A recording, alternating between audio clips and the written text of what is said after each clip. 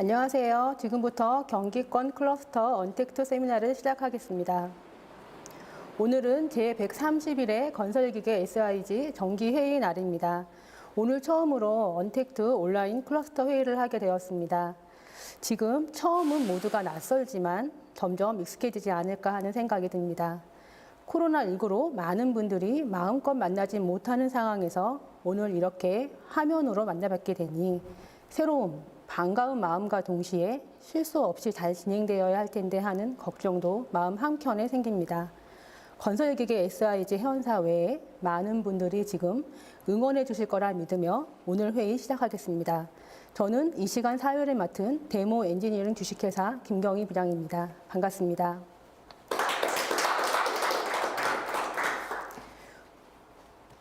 오늘 회의 일정 안내해 드리겠습니다. 데모 엔지니어링 이문식 부장의 혁신 구호로 시작하여 한국산업단지공단 경기지역본부 최종태 본부장님의 인사 말씀이 있겠습니다. 이어서 데모 엔지니어링 주식회사의 홍보 영상을 보신 후 데모 엔지니어링의 이병기 사장님께서 건설기계 SI 수행 실적을 발표해 주시겠습니다. 스마트 제조 R&D 1차 년도 사업 수행 결과는 데모의 신원식 상무님께서 해주실 예정이며 QM&E 이노베이션 정규진 대표님께서 스마트 팩토리 대응 방안에 대한 교육을 해주시겠습니다. 마지막으로 차기 SIG 회의 일정 안내로 마무리하도록 하겠습니다. 오늘 회의는 혁신 구호로 시작하도록 하겠습니다. 안녕하십니까. 데모 엔지니어링 품질경영팀 부장 이문식입니다. 혁신 구호로 시작하겠습니다. 모두 일어나 주십시오. 전체 차렷! 고준비! 실행하면서 생각하고 고쳐가면서 완성한다. 혁신은 희생과 눈물과 땀의 결실이다. 우리는 매주 한 끗씩 감동의 드라마를 만들겠다. 해보자. 해야만 한다. 기둥이 있으면 자르고 산이 있으면 뚫고 바닥에 있으면 배우겠다. 혁신합시다. 바로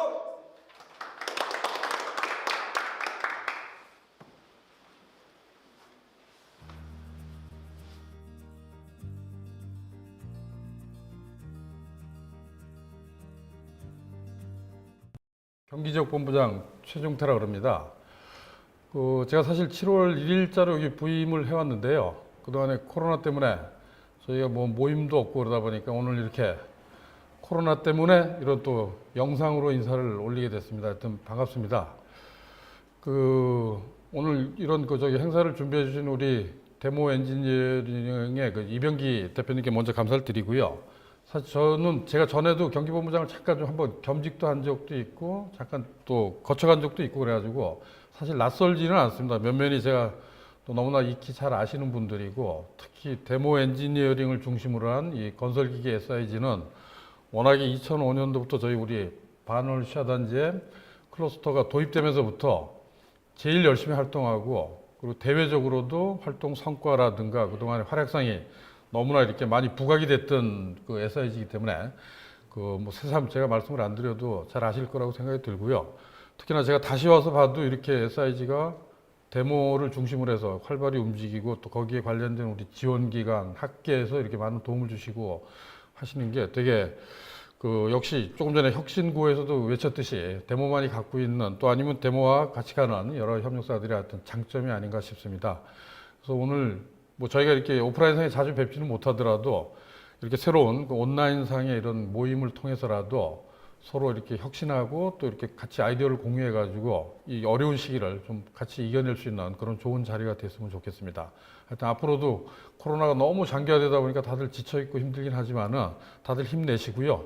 앞으로도 좀 더 기업하기 좋은 그리고 좀 우리 궁극적으로는 우리 경제가 좀 더 활성화될 수 있는 그런 계기가 됐으면 하는 바람입니다. 하여튼 환절기에 건강들 유의하시고 화이팅 하시길 바라겠습니다. 감사합니다.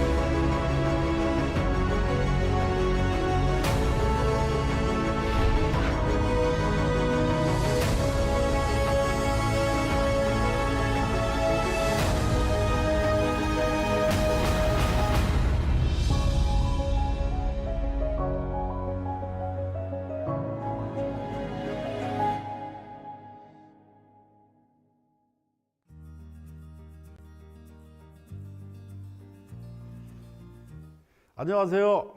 저는 메카트로닉스 MC 회장을 맡고 있는 데모 엔지니어링 사장 이병기입니다.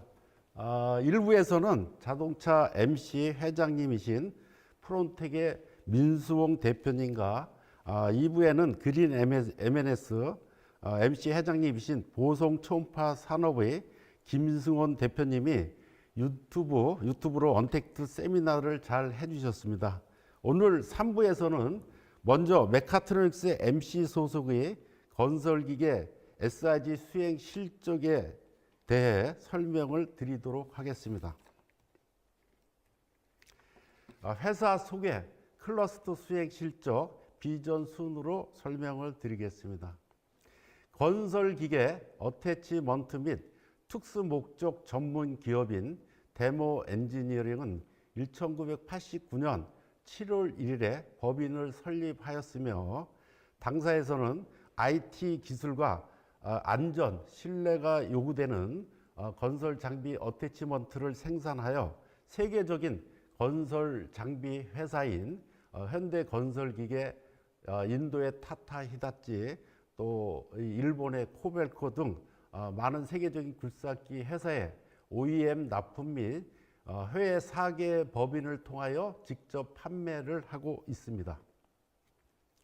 회사 연역으로는 1989년 법인 등록을 시작으로 2000년부터 2005년까지 미주 법인, 중국 법인, 유럽 법인을 설립하였으며 2011년도에는 3천만 불 수출탑 수상을 하였으며 13년도에는 테마 클러스터 사업에 선정이 되었고 철탑 산업 수훈장을 이온의 대표이사 회장님께서 수훈하였습니다.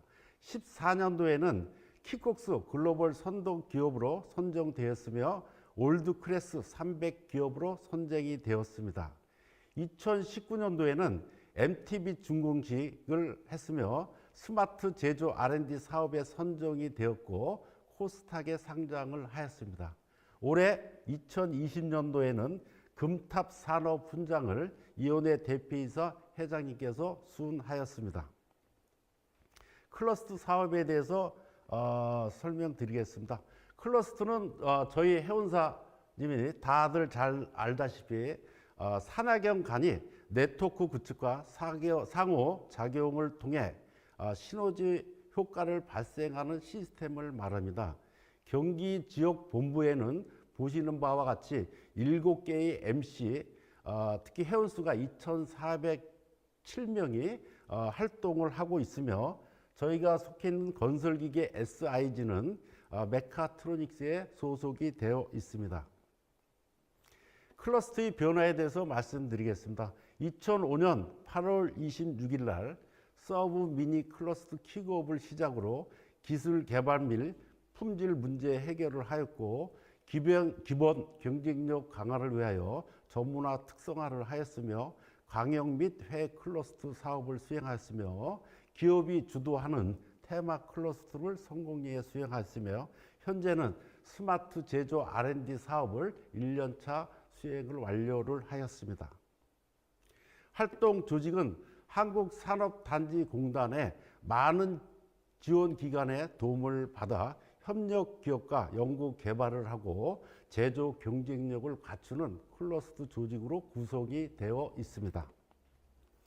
클러스터 활동은 2005년 킥업을 시작으로 현재 오늘 10월까지 총 183개월 동안 활동을 하였으며 보시는 바와 같이 품질 개선, 또 협력사와 또 대기업과 공동 개발, 또 초광역 글로벌 교류회를 실시하였습니다.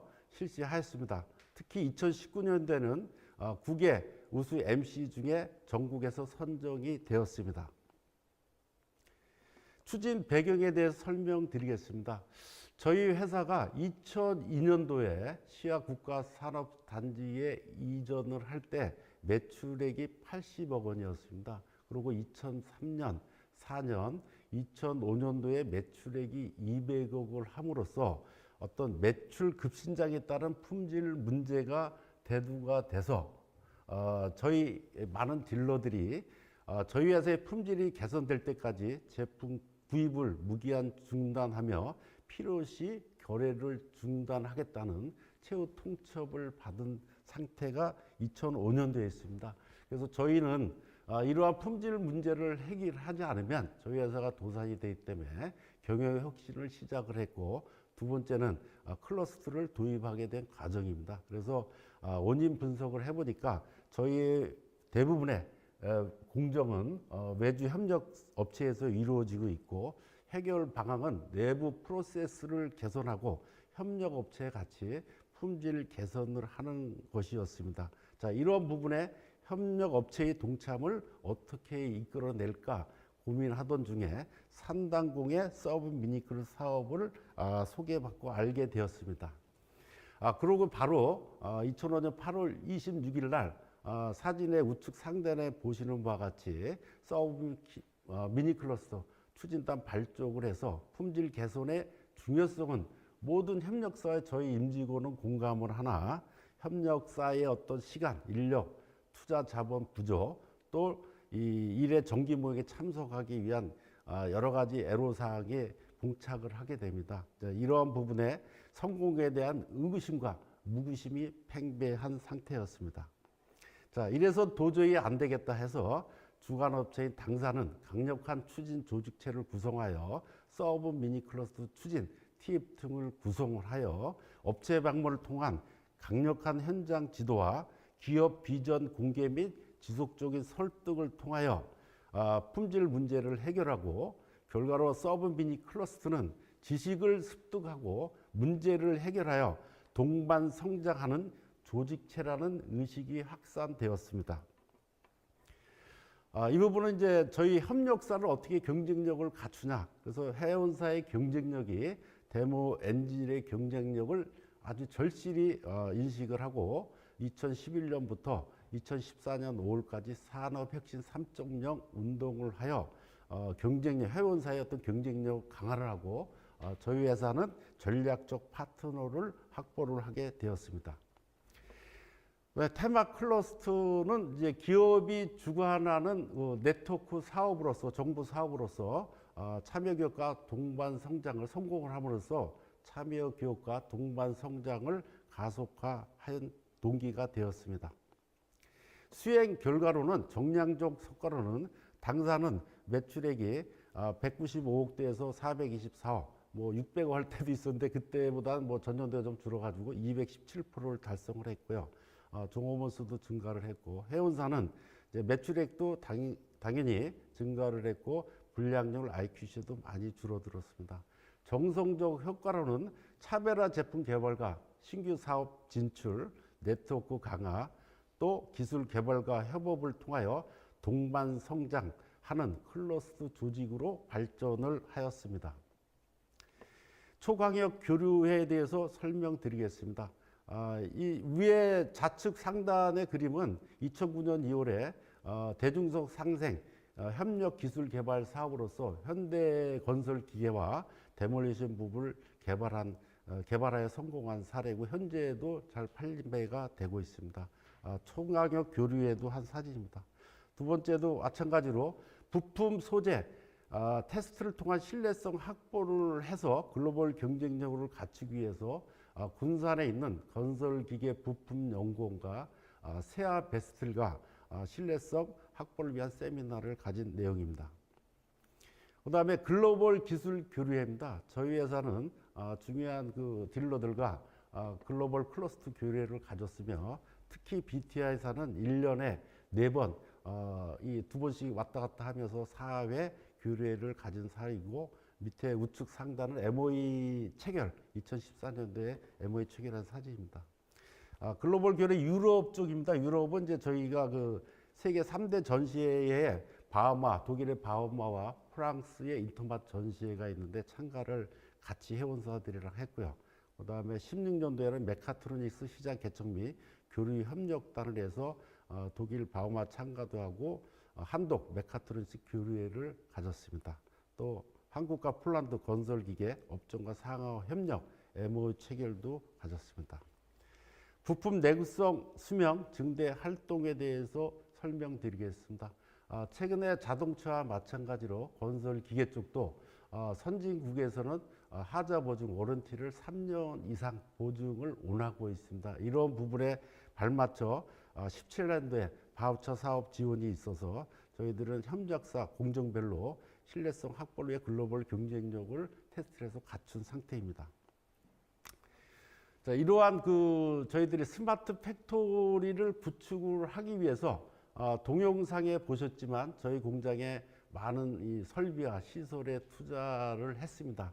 했는데 이제 스마트 팩토리를 구현하기엔 전문 인력, 소프트웨어 쪽에 전문 인력이 부족한 상의 애로사항을 느끼다가 스마트 제조 고급 인력 양성 사업이 3단 추진단에서 한국산업기술대학교를 통해서 저희들이 현재 PLC 교육 등 여러 가지 실무 교육을 잘 받고 있습니다.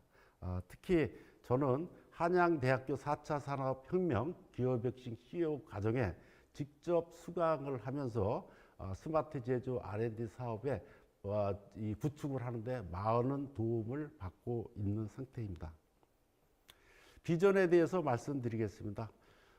저희 회사는 포스트 코로나 19 경영 혁신을 10월이면 7개월째 하고 있습니다.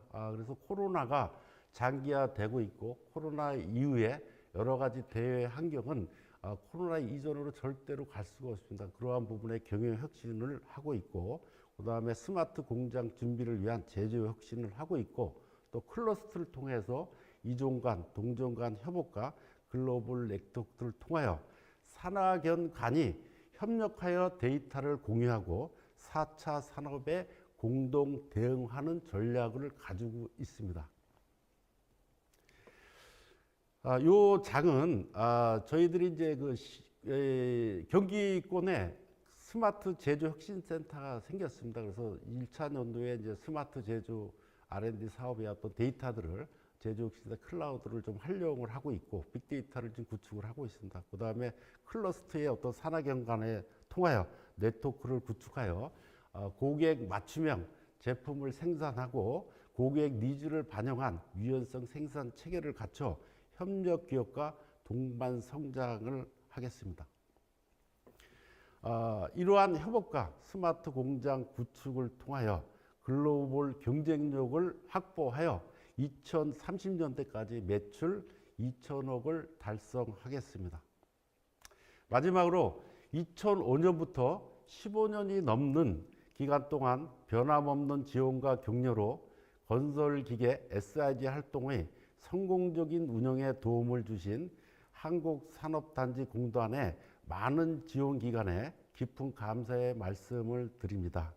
특히 2019년부터는 한국산업단지공단의 지원으로 건설기계 SIG 회원사와 스마트 제조 R&D 사업을 추진하여 제조 현장의 경쟁력을 확보하고 제조 데이터 활용 모델을 표준화하여 회원사에 공유 및 확산할 수 있도록 준비하고 있습니다.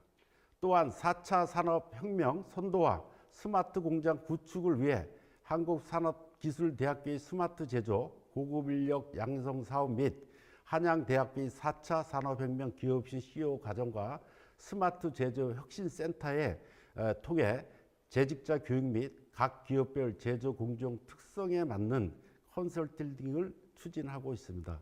이를 통해 스마트 제조 현장을 운영 관리하고 지속 발전시킬 수 있는 인력을 배양하여 작지만 강한 세계적 기업을 목표로 건설기계 SIG 회원사는 노력하겠습니다.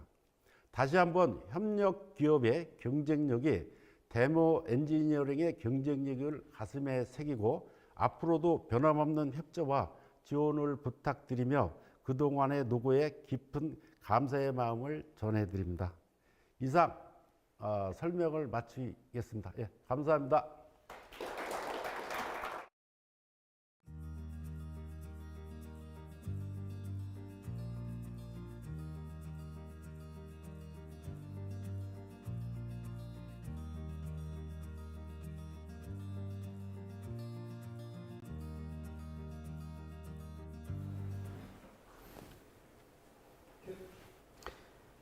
안녕하십니까. 스마트 제조 R&D 1차 연도 사업 결과 공유를 맡은 데모 엔지니어링의 신원식 상무입니다.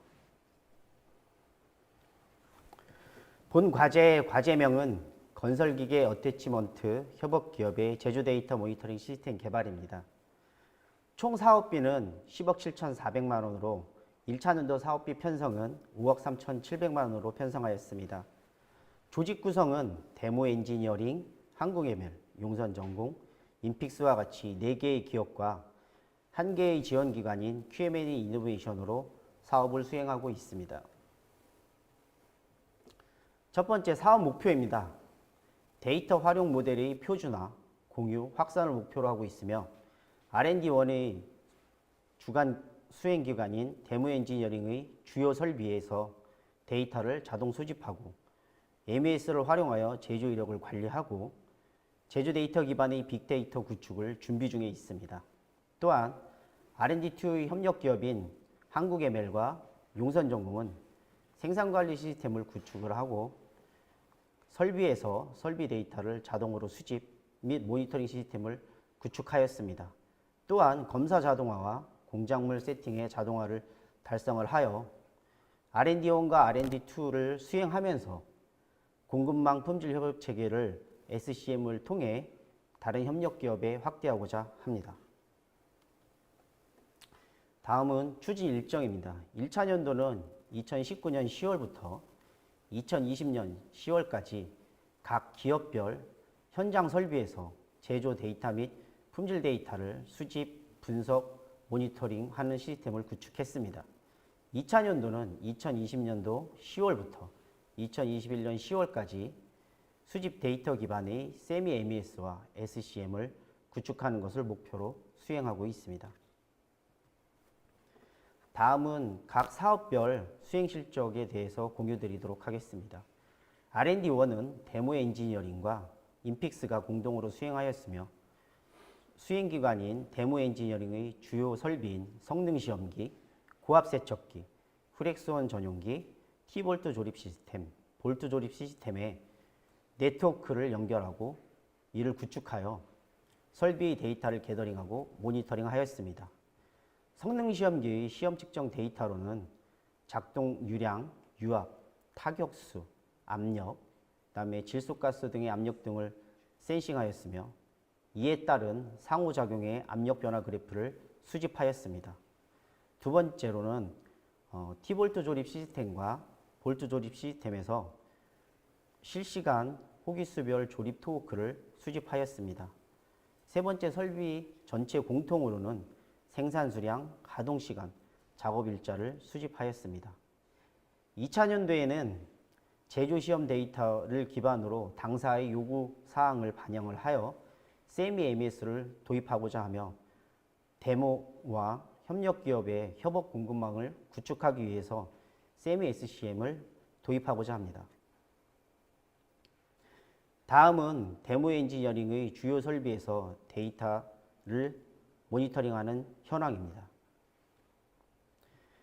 네 번째로 R&D2입니다. R&D2는 한국에멜과 용선전공, 인픽스가 공동 수행하였으며 세부 과제로는 첫 번째, 검사 프로세스를 개선하고 검사 자동화를 달성하기 위해 통신이 가능한 측정기를 도입하고 교체하고 적용하여 측정 치수를 성적서에 자동 등록하는 프로세스로 개선하였습니다.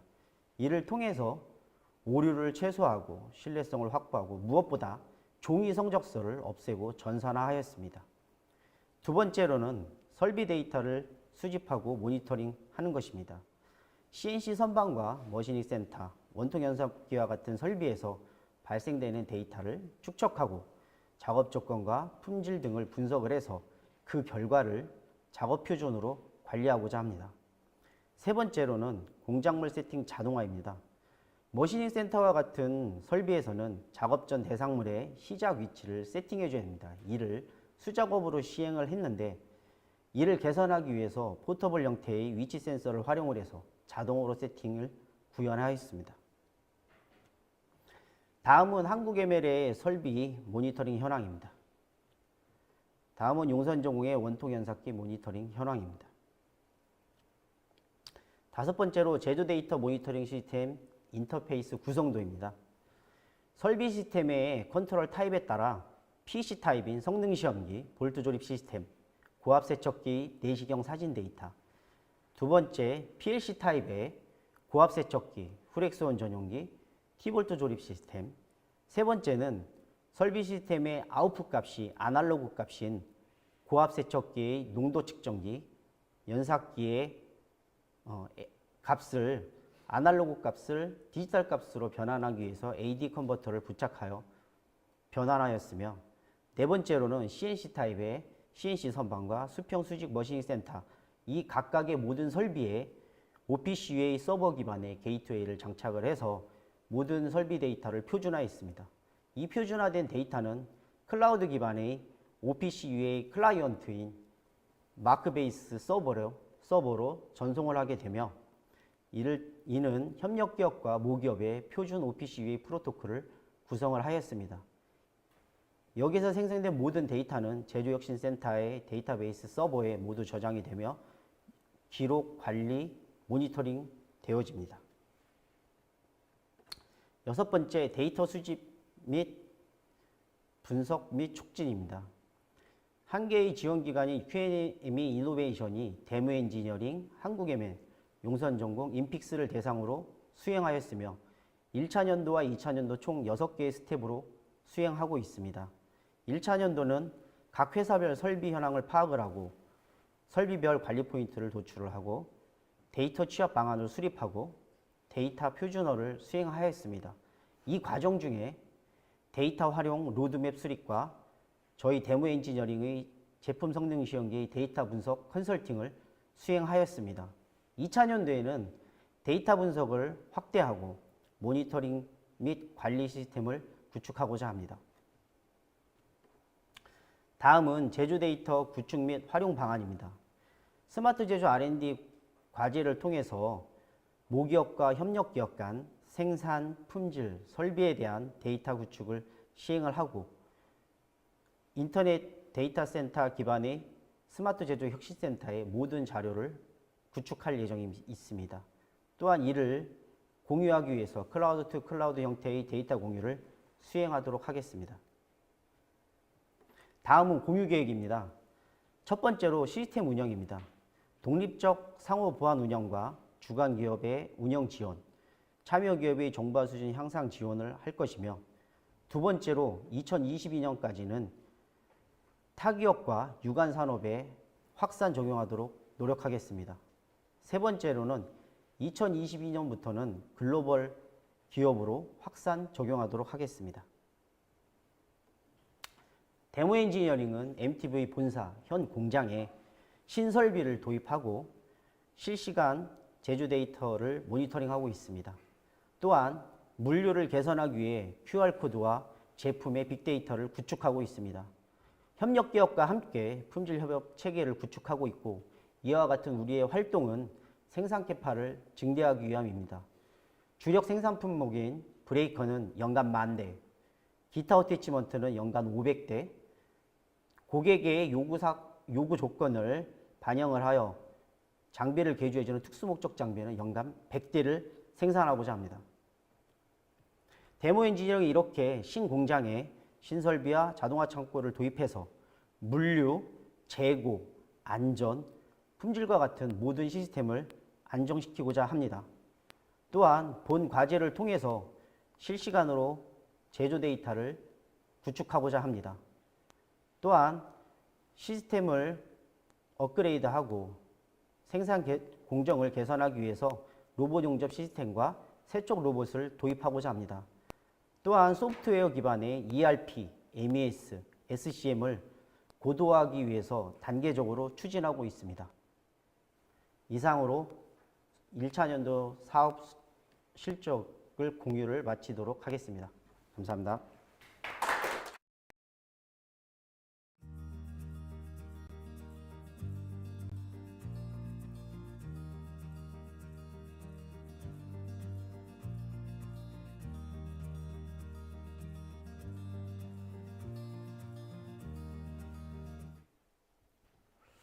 다음은 메카트로닉스 중소기업 스마트 팩토리 대응 방안에 대해서 QM&E 이노베이션 대표인 저 정규진이 발표하겠습니다. 여러분 반갑습니다.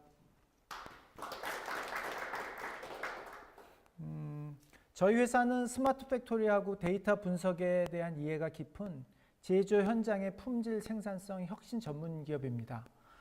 저는 한 10년 정도, 현재까지 10년 정도 중소제조기업을 컨설팅 지원하는 역할을 해왔습니다. 그 중심에는 한국산업단지공단 주관의 기업성장지원센터에서 일을 했습니다. 그런 내용을 바탕으로 우리 중소기업들이 스마트 팩토리를 어떻게 대응하는 것이 바람직한가, 그런 내용을 갖고 여러분에게 말씀드리겠습니다. 기업 입장에서 제가 스마트 팩토리를 한번 생각을 해봤습니다. 4차 산업과 스마트 팩토리, 이렇게 얘기하면 보통 이제 IoT, 클라우드 컴퓨팅, 빅데이터, 머신러닝, 인공지능 이런 얘기들을 합니다. 그런데 아직도 중소기업 입장에서 봤을 때는 이 그림에 있는 것처럼 떡은 떡인데 그림에 있는 떡이 아닐까. 결국 아직 먹지 못하는 그런 떡이라고 생각이 들었습니다. 그런 마음을 갖고 있지 않을까 그렇게 생각을 했습니다. 그래서 제가 여러분에게 지금 그림의 떡이지만 이건 먹어야 되는 떡이기 때문에 4차 산업혁명과 스마트 팩토리를 어떻게 이해하는 것이 좋은지, 또 그리고 왜 필요한지, 그리고 우리가 접근하려면 어떻게 접근한 것이 바람직한지에 대한 그런 내용을 갖고 여러분한테 설명드리려고 합니다. 스마트 팩토리 하면 좀 전에도 나왔지만 MES 시스템 구축, 설비관리 시스템, 그 다음에 SCM 구축, 뭐 이런 것들을 구축해서 유연 생산 체계를 구축하는 것으로 볼 수 있습니다. 물론 이것도 스마트 팩토리지만 스마트 팩토리의 궁극적인 모습은 이런 각각의 시스템을 구축하는 것 이상에 있습니다.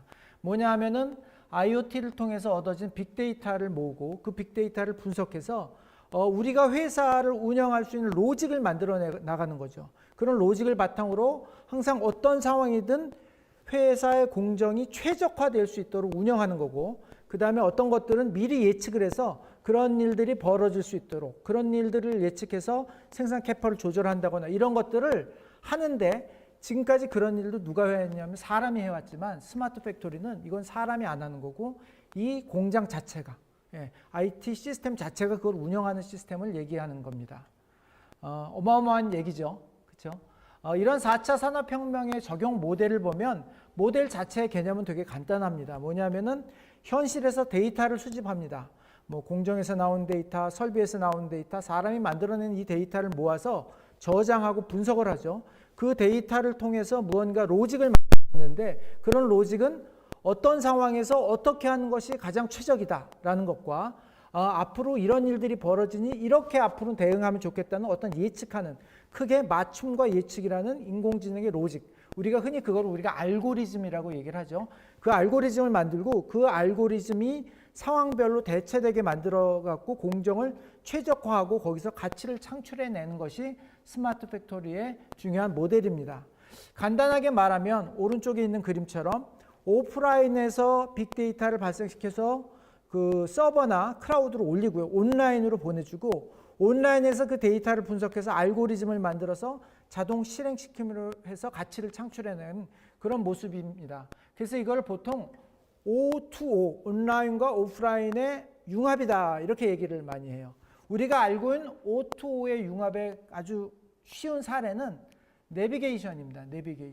내비게이션은 뭐냐면은 우리가 갖고 있는 지도 데이터와 우리가 갖고 있는 차의 트래픽의 데이터, GPS 데이터를 어디다 올리죠? 우리가 내비게이터에다 올려줍니다. T맵에 올려요. 그럼 T맵은 그걸 갖고 지형의 어떤 그 온라인의 시스템을 구성하고 데이터의 트래픽 데이터를 갖고 우리한테 뭘 알려주냐면 최적의 길 안내를 해주고 언제쯤 도착할 수 있다는 정보를 가르쳐주고요. 지금은 또 1시간 후, 뭐 내일, 모레, 그땐 길이 어떤 게 제일 좋다는 그런 정보까지 가르쳐줍니다. 지난번에 제가 안성에 한번 가게 됐는데 제가 맛집을 예약해야 되는 입장에 처해 있었어요. 그래서 맛집을 예약해야 했는데 안성에 대한 정보가 없었거든요. 그래서 저는 T맵에 들어가서 주변 맛집을 쳐봤죠. 그랬더니 인기 순으로 쭉 떠요. 그래서 그 제일 위에 있는 인기 있는 집을 선택해서 다른 분한테 거기 가자고 했어요. 근데 저는 그 집이 어떤 집인지 몰랐는데 실제 가보니까 정말 그 근처에서 제일 맛집이었다는 거죠. 보통 네이버 같은 데 들어가서 추천을 보면 그냥 가게 사람이 올리는 경우가 있기 때문에 정확하지 않은 정보가 있을 수 있는데 T맵은 어떻게 그러면은 가장 맛있는 맛집을 저한테 가르쳐 줬을까요? 어떤 데이터를 갖고 있었죠? 사람들이 그 집을 가장 많이 찾은 집이죠. 그러니까 가장 많이 간 집이기 때문에 맛집으로 추천을 했기 때문에 우리가 틀리지 않고 그 데이터를 활용해서 뭔가 내가 가치 있는 일을 하게 됐죠. 여기서 보시면 밑에 있는 그림처럼 오프라인은 데이터를 발생시키고 온라인은 그 데이터를 갖고 맞춤과 예측을 합니다. 그래서 O to On. 그래서 사실은 오프라인에 이 세상이 있지만 지금 T맵이나 그런 내비게이션 안에는 또 다른 세상이 있는 거예요. 그럼 우리가 뭐라고 하죠? 디지털 트윈이라고 얘기합니다. 오프라인에 있지만 온라인에 또 하나 있어. 그래서 디지털 트윈을 활용해서 뭔가 가치를 부여해야 하는 활동이 이게 4차 산업혁명에서의 가장 중요한 모델이죠. 지멘스의 스마트 공장도 마찬가지입니다. 각각 설비에 센서를 부착해서 IoT를 통해서 데이터를 모읍니다.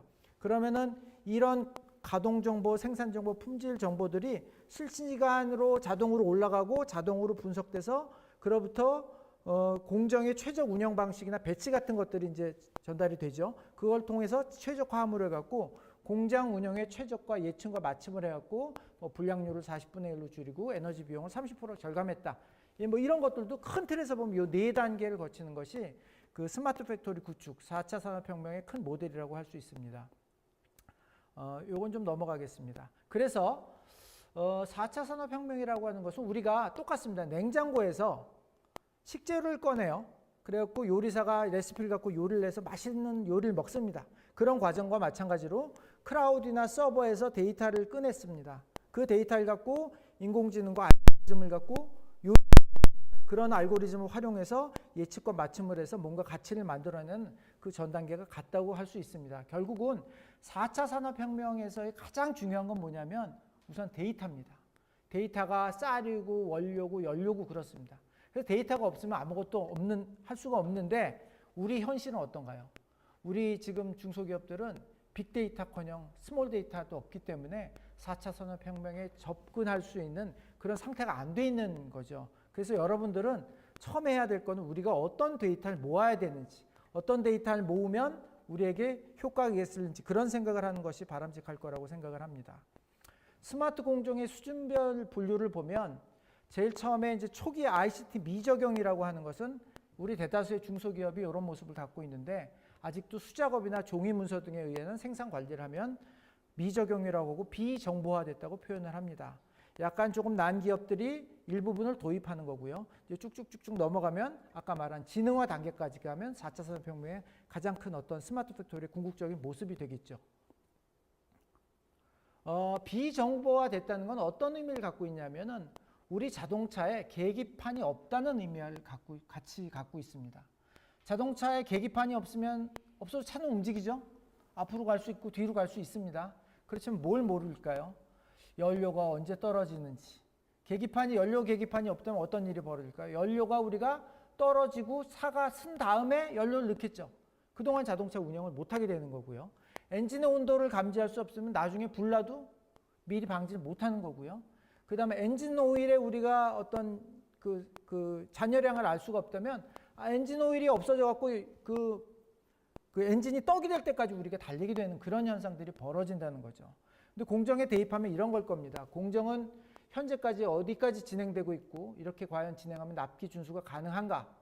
아니면 어떤 제품을 만드는데 원가는 어느 정도고 이익은 어느 정도 내는지 개별 제품에 대해서 그 다음 불량을 발생시키는 주요 인자는 무엇이고 어떻게 관리해야 하는지 지금 설비 상태는 양호하고 언제 보존해야 정확한 건지 이런 걸 모르는 거나 마찬가지죠. 결국은 측정할 수 없는 것은 관리할 수 없고요. 관리할 수 없든 개선할 수 없습니다. 관리할 수 없다면 개선이 됐더라도 또 개선 상태가 유지가 안 되는 거죠. 또 비정보화 됐다는 것은 고객이 우리에게 어떤 데이터를 요구했을 때 어떤 증거를 요구했을 때 그거를 제공할 수 없다거나 그걸 제공하기 위해서 너무 많은 무부가가치 업무를 수행해야 된다는 거죠. 서류를 뒤지고 데이터를 정리하고 뭐 이런 활동들을 얘기하는 거죠.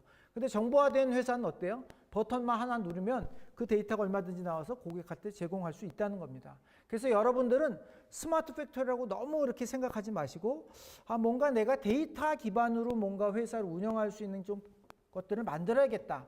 이렇게 생각하시면 좀 편하지 않을까 생각이 듭니다. 중소기업들의 고민을 보면 대부분은 뭔가 IT 시스템을 구축하는 게 필요하다라고 생각을 하세요. 근데 일단 비용이 너무 많이 들고요. 그 다음에 정부 지원 사업을 활용하면 좀 좋은데 이것도 사실 엄두가 내지 않습니다. 너무 문서가 많고 노력도 많이 들고 절차도 복잡하고요. 그 다음에 또 어떤 회사들을 보면 ERP, MES 도입했다고 그러는데 잘 쓰지 않는다고 해요. 뭔가 내부적으로 문제가 있고 우리하고 안 맞고 현장에서 데이터를 입력 안 하고 여러 가지 이유에 의해서 사용 안 하는 회사들이 있기 때문에 그런 두려움도 있고요. 구축하면 실제 제품을 만들고 공장을 운영하는 데 도움이 되는지에 대한 확신도 없습니다. 그래서 이런 기업들이 과연 어떻게 접근하면 좋을지를 제가 좀 생각을 해봤는데 약간 다른 관점이 필요할 수도 있습니다. 뭐냐면 보통 스마트 팩토리 하면 어떻게 생각하시면 우리 전 공정에 MES 시스템을 도입해서 생산 관리를 잘하는 거다라고 생각하시는데 그렇게 생각하지 마시고 다른 관점에서 필요한 데이터를 실시간으로 수집해서 활용하는 거다. 그러면 좀 다른 관점에서 볼 수가 있어요. 근데 여기서 실시간이라는 거의 의미가 중요한데 실시간 하면 어떤 게 실시간일까요? 데이터 수집 사이클이 0.1초가 돼야 될까요? 1초가 될까요? 5분이면 될까요? 근데 우리가 실시간 하면 정말로 데이터가 0.1초 만에 모여야 된다고 생각하는데 좀 다른 의미를 갖고 있다고 생각하시는 게 더 맞습니다. 뭐냐면 실시간이라고 하는 것은 데이터를 모으는데 사람이 개입하지 않는 것을 실시간으로 보시는 게 맞습니다. 사람이 개입하지 않고 데이터가 자동으로 모이는 것. 그게 0.1초, 0.2초 이게 중요한 게 아니라는 거죠. 그런 데이터를 모아서 활용하는 거다라는 관점에서 보시면 이렇게 생각하실 수가 있습니다.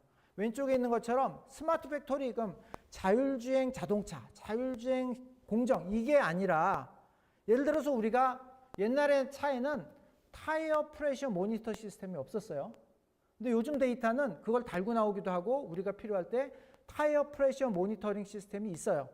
그건 뭐냐 하면은 타이어에 압력 센서를 달아서 무선으로 데이터가 오고 그 데이터를 모니터링 했다가 압력이 너무 낮아지면 경고를 주는 그런 시스템인 거죠. 간단한 스마트 팩토리의 절차를 다 거쳤죠. 그렇죠? 우리가 그럼 압력을 보고 싶다 그러면은 센서 달고 모니터링 시스템 달아서 모니터링하는 그것도 스마트 팩토리의 기술과 어떤 관점을 이해하는 중요한 포인트가 될 수 있다는 거죠. 그래서 스마트 팩토리의 대응 전략을 제가 한 3가지만 생각을 해봤습니다. 첫 번째, 핵심만 활용해라. 전체 다 생각하지 말고 일부분만 필요한 것만 좀 활용해보자. 그 다음에 두 번째는 서버 이런 걸 다 내가 그렇게 갖고 있을 필요가 없다. 세 번째는 메카트로닉스 가전 업체 말고 가전 업체 가서 제품을 만드는 업체 우리 제품인데 우리 제품을 좀 스마트하게 만들어보자. 이런 3가지 대응 전략을 한번 만들어봤습니다. 핵심만 활용하라. 이거는 아까 말씀드린 가장 중요한 공정하고 설비나 프로세스만 구축해보자. 요겁니다. 아주 간단한 예는 우리가 보통 부품을 가공하고 검사할 때 버니어 캘리퍼스나 마이크로미터를 씁니다. 근데 이거를 보통 제각구 사람이 수기로 이걸 써요. 그래서 그 수기로 쓴 걸 갖다가 사무실에 와서 또 성적서에 입력하는 그런 단계를 거치게 되면 불투명해지죠. 부정확해질 가능성도 많고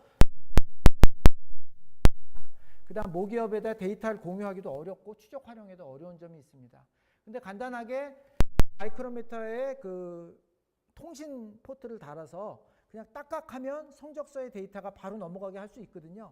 이것도 아주 중요한 그 스마트 팩토리의 기초 작업이라고 할 수 있고 실제 공정에서 그렇게 작업을 하다 보니까 공정에 있는 사람들도 좋아합니다. 왜냐면 마이크로미터 이 선을 보려면 어려운데 숫자로 나오고요.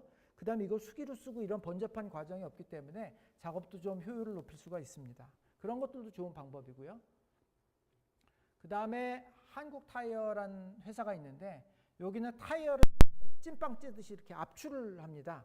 거기 압출 라인에 자꾸 그 장비에서 누유가 자꾸 발생이 됐었어요. 그래갖고 라인의 인력을 항상 2명 상시 대기시켜갖고 그 누유를 감지했었는데 이제는 그런 스마트 팩토리 솔루션을 해갖고 그 실시간 모니터링을 해갖고 그냥 누유를 그냥 감지하고 대기 인력을 1명으로 해갖고 이 시스템을 구축해서 누유를 줄인 그런 사례들도 있습니다.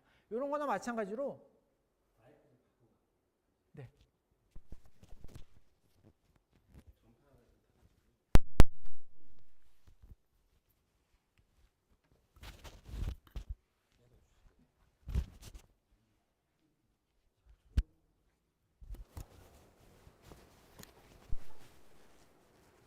한국 타이어부터 예. 우리도 마찬가지로 우리 공정에 있는 장비 중에 중요 장비가 있을 거예요.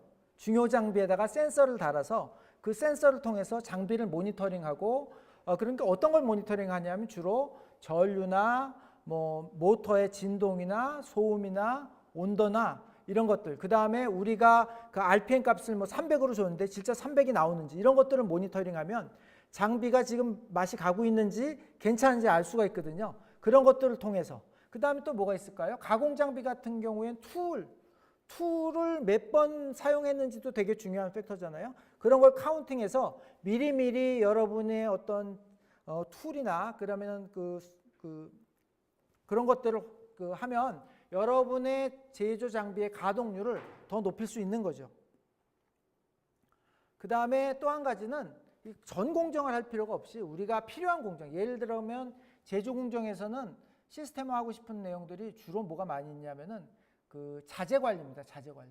자재 관리를 수기로 하다 보니까 막 빵꾸도 많이 나고 부품 수급도 안 되기 때문에 자재 관리를 시스템화하는데 꼭 무거운 시스템이 아니라 이런 엑셀 같은 걸 활용해서도 시스템을 구축할 수가 있거든요.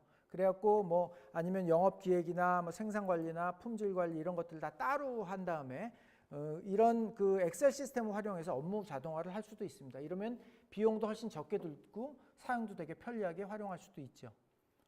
그 다음에 두 번째는 내 소유일 필요는 없다. 이거 클라우드 컴퓨팅에 대한 얘기인데요. 옛날에는 우리가 그 우물을 파서 물을 먹었습니다. 그래갖고 집마다 우물이 있었죠. 근데 지금 집마다 우물이 있진 않죠. 이게 정수급수장을 만들어서 우리는 거기서부터 수돗물을 받아먹고 우리가 사용한 만큼 과금을 하게 됩니다. 클라우드의 개념도 마찬가지인데 옛날에는 회사마다 서버가 있고 시스템이 다 있었는데 이제는 그럴 필요가 없다는 거죠. 서버나 시스템이 클라우드에 올라가고 우리는 그걸 사용해서 사용량만큼만 내면 부담도 훨씬 적고 손쉽게 사용할 수가 있죠. 우리가 뭐 이카운트나 이런 ERP 시스템도 다 우리가 사지 않고 월마다 과금을 하는 형태로 사용하잖아요.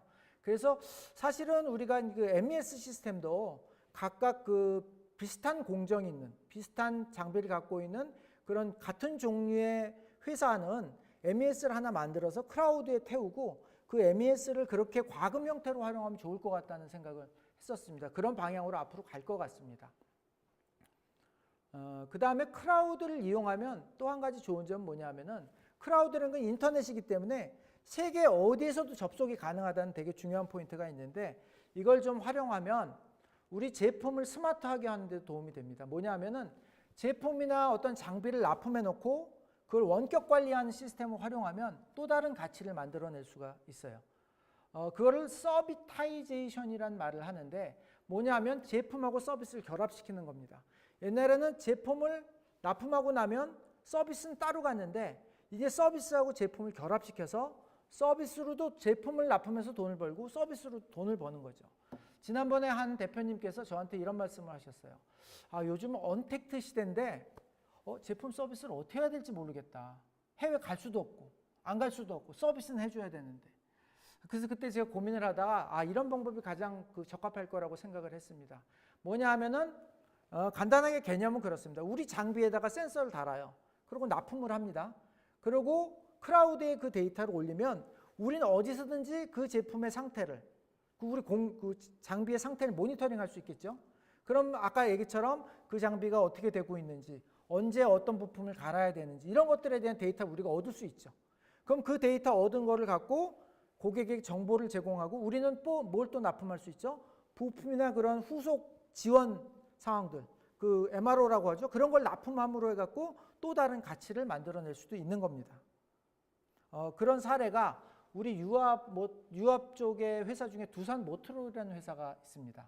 예, 그 회사는 그 유압 어떤 그 부품들도 만들지만 그 테스트 벤치도 만들고 있었어요.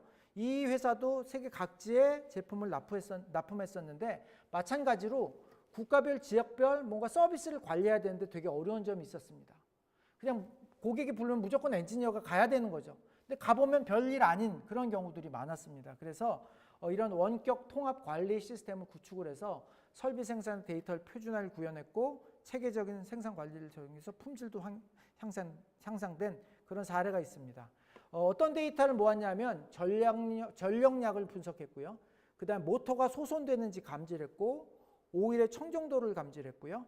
밸브와 펌프의 상태를 모니터링했고 오일 레벨이나 온도 감지를 했습니다. 이런 것들을 통해서 좋은 성과를 거둔 사례들이 있습니다. 그래서 예방 보존을 했고 품질 관리를 했고 원가 절감을 했고 또 서비스를 통해서 또 다른 가치를 만들어냈죠. 네, 오늘 요 한 3가지 정도로 그 전략을 요약하려고 하는데 간단하게 요약하면 그냥 전체 다 도입하려고 너무 그렇게 생각하지 마시고 필요한 부분만 도입을 하자. 그 다음에 서버 이런 거를 내가 소유하면 돈이 많이 들어가니까 클라우드 같은 걸 좀 활용하자. 그리고 우리가 제품이나 장비를 생산하고 있다면 어떻게 센서를 달아서 스마트하게 하고 거기서부터 가치를 만들어낼지 한번 생각을 해보자.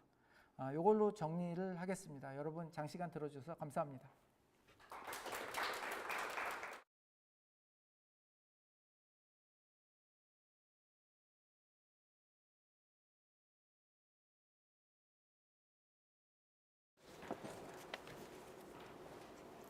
네, 많은 분들이 준비를 잘 해주셔서 오늘 온라인 클러스터 회의를 진행을 했습니다. 그래서 마지막으로 저희가 다음 달에 개최할 132차 클러스터 회의를 이제 안내해 드리도록 하겠습니다. 저희가 기본적으로는 셋째 주 수요일 날 회의를 하는 걸로 하고 있습니다. 그래서 11월 18일 예정이고요.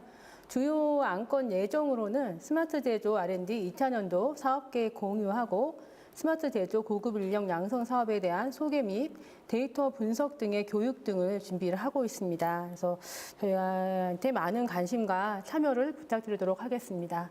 예. 혹시 오늘 회의한 것 중에서 뭐 더 하실 말씀이 있으시거나 이런 분 계실까요? 네. 네. 저희가 오늘 처음 회의하다 보니까 생소하기도 하지만 또 나름대로 뜻깊은 시간이었던 것 같습니다. 예. 오늘 회의 여기서 마치도록 하겠습니다. 예. 수고하셨습니다.